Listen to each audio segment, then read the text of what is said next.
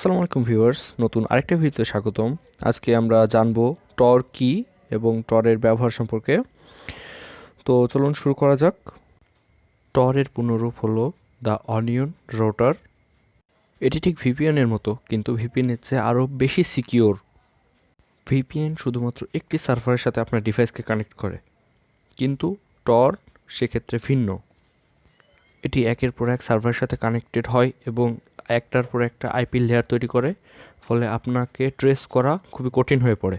এটি আপনার ডিভাইস এবং সার্ভারের একটি রিলে তৈরি করে, যেখান থেকে আপনার ডিভাইসের অরিজিনাল আইপি ট্রেস করা কঠিন। ডার্ক ওয়েব অ্যাক্সেসের জন্যও টরের প্রয়োজন হয়। এর সিকিউরিটি লেয়ার কাঠামো হুবহু পেঁয়াজের স্বল্পপত্রের মতো। উইন্ডোজ, ম্যাক এবং লিনাক্সের পাশাপাশি অ্যান্ড্রয়েডের জন্য টর নেটওয়ার্কের ব্যবস্থা রয়েছে। আজকে আমরা অ্যান্ড্রয়েড মোবাইলে টর এর নেটওয়ার্ক সম্বন্ধে জানব। ডিসক্রিপশনে দেওয়া লিঙ্কে ক্লিক করলে এই ওয়েবসাইটটি ওপেন হবে। এটা টরের official website torproject.org। Mac, Linux এবং অ্যান্ড্রয়েডের জন্য টরের ব্রাউজার রয়েছে। আমরা অ্যান্ড্রয়েডে ক্লিক করি। এখানে আর্কিটেকচার অনুযায়ী, ফোনের আর্কিটেকচার অনুযায়ী অ্যাপ এর লিস্ট দেওয়া আছে। তো আমরা গুগল প্লে চলে যাই। তো গো টু গুগল প্লেতে ক্লিক করি।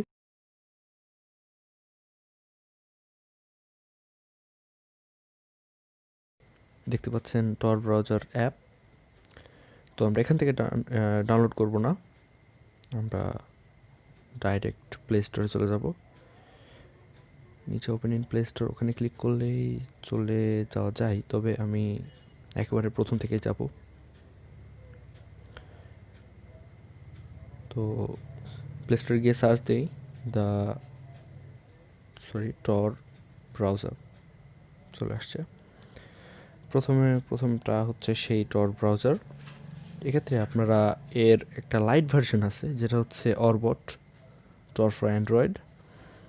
তো এটা ইনস্টল করতে পারেন। এটা আমি ইনস্টল করব। তো ইনস্টল ক্লিক করি।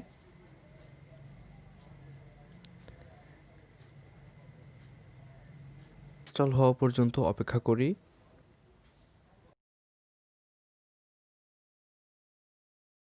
ঠিক আছে, তো আমরা ওপেন করি।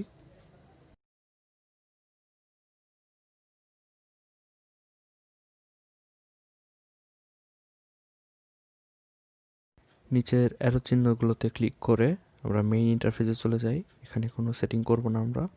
নিচে ভিপিএন ডিসেবল লেখার পাশে একটা সেটিংস বাটন আছে, ওখানে ক্লিক করি। আমরা যেই অ্যাপে এই ভিপিএনটা ইউজ করব সেটা সিলেক্ট করতে হবে এখান থেকে। তো লোড হচ্ছে, এ তো চলে আসছে। আমি ক্রোম আর ডাকডাকগোতে টিক দিয়ে দিব এবং ব্যাকে চলে আসব। এখানে যে বড় গোল চিহ্ন এর মধ্যে স্টার্ট লেখা আছে, সেখানে ক্লিক করলে আপনার ভিপিএন চালু হবে।